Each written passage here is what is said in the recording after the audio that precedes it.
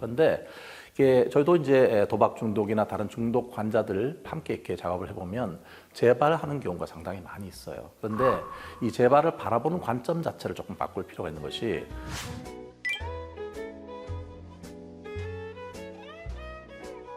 네, 여러분 안녕하세요. 연세대학교 심리학과 상담심리전공 교수로 있는 이동규라고 합니다. 반갑습니다.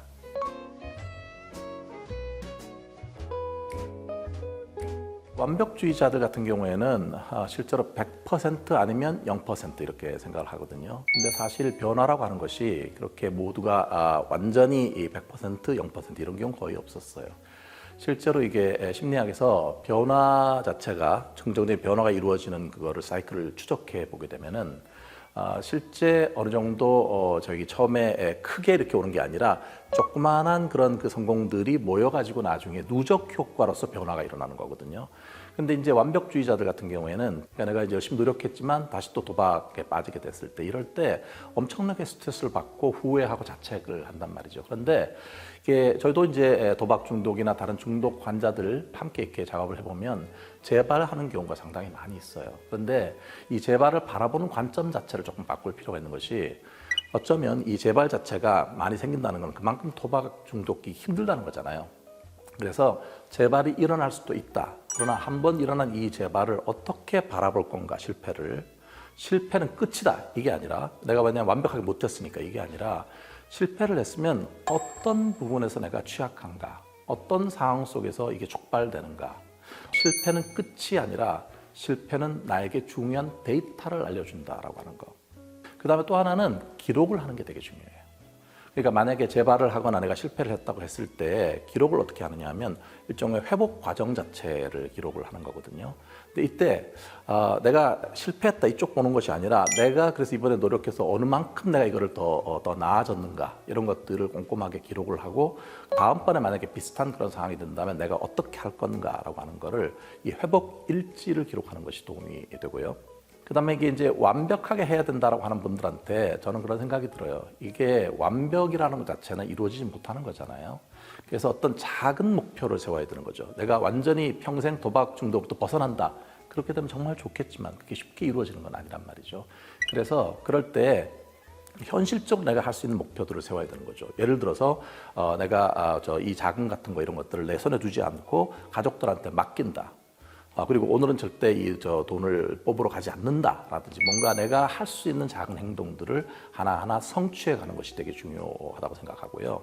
그 다음에 완벽주의자인 사람들 같은 경우에는 자기 비난을 많이 한다고 말씀드렸는데, 이 자기 비난하는 걸 멈춰야 되고요. 크리스찬 네프라고 하는 그 학자에 따르면은 완벽주의자들이 자기 연민, 자기 친절, 자기 자비를 가질 때 이 완벽주의 성향이 완화될 수 있다고 얘기를 하는 거예요. 그러니까 나는 또 실패자야, 또 완벽하지 못했어, 이게 아니라 나는 힘든 과정에서도 지금 내가 노력하고 있어 라고 하는 자기 친절을 한 그런 말을 자기한테 하는 것, 그러니까 자기 연민을 배우는 것이 도움이 될 수 있습니다. 자기 연민, 자기 자비 훈련들은 요즘 많이 보편화되어 있습니다. 그중에서도 가장 많이 얘기되는 것 중에 하나가 마음 챙김 명상이라는 게 있어요. 내가 특히 부정적인 감정에 휩싸였을 때 뭔가 짜릿한 걸 찾으니까 자꾸 도박을 하게 된단 말이에요. 그러니까 평상시에 자기 안에 부정 정서를 잘 이렇게 조절할 수 있는 걸 배우는 게 중요한데, 최근에는 정서 조절 훈련, 정서 코칭이라는 것들도 많이 있거든요. 내가 지금 어떤 상태에서 이렇게 감정이 격앙이 되고 감정이 따라갈 수 있게 되고 지켜볼 수 있게 되는 힘이 생기는 거거든요. 그리고 특히 이 마음 챙김 같은 게 도움이 되는 것이, 불안할 때도 사람들은 뭔가 단 거를 찾는 것처럼 뭔가 짜릿한 걸 찾는단 말이에요. 그러니까 불안을 잘 다스리는 게 되게 중요한데, 이 불안을 잘 다스리는 방법 중에 하나가 마음 챙김 명상을 평상시에 해두면 불안한 감정에 압도됐을 때 내가 이거를 잘 처리를 할 수 있는 그 근거가 생기고요. 또 하나는 특히 이런 분들이, 저는 글쓰기 같은 거를 많이 권해드리는데, 특히 부정적인 감정이 많이 올라오고 되게 불편한 마음이 생길 때 글쓰기를 하면 도움이 돼요. 근데 이제 이때 두 가지 조건을 만족해야 되는데요. 하나는 솔직하게 적어야 돼요. 자기 마음에 불안한 거, 불편한 거, 부정적인 마음을 솔직하게 적고, 두 번째는 한 번만 적어서는 효과가 없고 3일 연속으로. 이거는 사회심리학자인 제임스 페네베이커라고 하는 사람이 20년 동안 연구한 겁니다. 실제로 이 글쓰기 효과는 최근에는 우리가 트라우마를 경험해서 PTSD, 심리 외상 후 스트레스 장애를 경험한 사람들의 경우에도 이 글쓰기가 효과가 있다는 것이 밝혀지고 있거든요. 자기 자비 명상, 이 마음 챙김 명상 이런 거의 중요한 또 다른 부분은 자기에게 친절하게 대해라. 그리고 사실 많은 사람들이 비슷한 고민을 하고 있거든요. 그러니까 나 혼자만 지금 이런 상황을 겪고 있다고 생각하지 말고 사실 도박 중독을 벗어나기 위해 노력하는 분들이 많이 있어요. 그래서 보통 보면 갬블링 자조 모임 같은 것들도 있잖아요, 실제로. 이런 것들을 배우는 게 도움이 될 수 있습니다.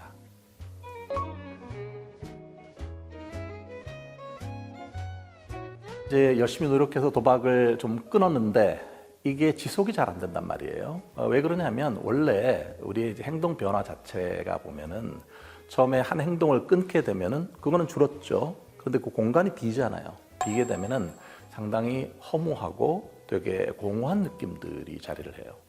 결국은 이걸 알아야 되는 거죠. 바로 변화가 행복감이 바로 오는 것이 아니라 처음에 있던 부정적인 어떤 행동이 줄어들면 그거는 제로 상태만 된 거기 때문에 뭔가 긍정적인 게 나한테 존재하지 않는 상황이잖아요. 거기에 뭔가 대체할 수 있는 다른 행동들을 발견하지 않으면 다시 돌아가는 겁니다. 대체할 수 있는 행동이라는 게 뭔가 도박이 줬던 짜릿함 대신에 내가 다른 느낄 수 있는 만족감이나 안정감을 느낄 수 있는 다른 걸 대체해야 되는데 그래서 보통 많이 강조하는 게 가벼운 운동을 해라. 운동을 하게 되면 경미한 우울증 같은 경우에도 사라진다는 그런 결과들도 있거든요. 운동을 하고 나서 뭔가 땀을 흘리고 나서 느끼는 이 성취감 같은 거 이런 것들이 도박의 자리를 대신하도록 하게 하는 거고요. 또 하나는 실제로 자기 취미 활동 같은 것들을 하는 거예요. 그러면 몰입을 할 수 있게 되잖아요. 뭐 글쓰기도 있고 그림을 할 수도 있겠고 퍼즐 맞추기도 있겠고 이런 거를 하게 되면서 거기에 몰입해서 이거를 하게 되면 그 시간 동안 도박 생각을 안 하게 된단 말이에요. 그리고 세 번째가 다시 말씀드리지만 저는 추천드리는 것 중에 하나가 자원봉사 활동을 하라는 겁니다. 내가 누군가를 도와주게 되면요, 실제로 도와주는 활동을 했을 때 단지 느끼는 어떤 이기적인 행복감을 넘어서서 뭔가 내가 사회에 일조하는 느낌 같은 것들이 나 자신의 자존감을 높이기 때문에 실제로 그 행동이 반복될 수가 있고요. 이거 다른 연구지만 노인들에 대한 연구를 보면은요, 자기 자원봉사 활동을 한 노인들이 훨씬 더 오래 살아요, 건강하게. 단지 어떤 자원봉사 활동을 했을 때 기분이 좋아진다 뿐만 아니라 신체적으로도 도움을 받을 수 있다는 거거든요. 그래서 뭔가 도박 자체가 어느 정도 시간 유격이 있다는 걸 알아야 되는 거예요. 이걸 끊는다고 당장 내가 뭔가 달라지는 게 아니라 처음에는 공허하거나 뭔가 손실 같은 걸 느끼지만 그 자리를 천천히 그 자리를 내가 채울 수 있는 다른 것들을 개발하게 되면은 상황이 더 나아지게 되고 좀 더 굳은 변화 상태를 유지할 수 있도록 할 수 있습니다.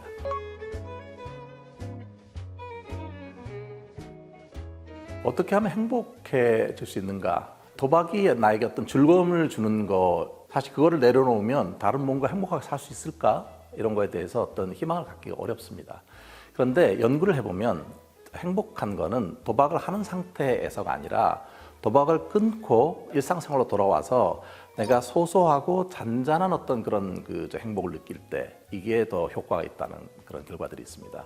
그러니까 행복이라고 하는 거에 대해서 데니얼 길버트라고 하는 사람이 쓴 책이 한국어로 번역이 되는데 행복에 걸려 비틀거리다라는 그런 책이 있어요.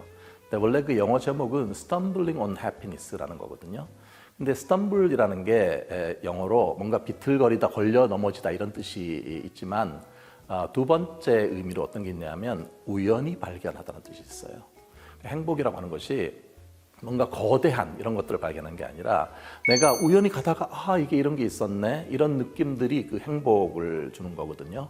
그래서 도박 자체를 끊으면 당장 어떤 행복이 오는 것은 아니지만 그걸 끊고 내가 일상생활에 조금 더 관심을 두게 되면은 어떤 관계에 대해서도 관심을 더 갖게 되고 또 내가 좋아하는 것들에 더 관심을 갖게 되고 또 나한테 있어서 의미로운 게 어떤 것인가 이거를 관심을 갖게 되잖아요. 그래서 우연히 발견할 수 있는 행복, 소소한 행복이 대단히 중요하다는 걸 말씀을 드리고 우리는 행복한 거 정말 큰 거 하나 행복하면 되게 어떤 사건이 일어나면 행복하다, 뭐 복권이 당첨되고 이렇게 말을 하지만 사실 행복에 대한 연구 결과들은 어떻게 얘기하냐면은 행복은 강도에 매달리는 게 아니라 행복은 빈도와 관련된다.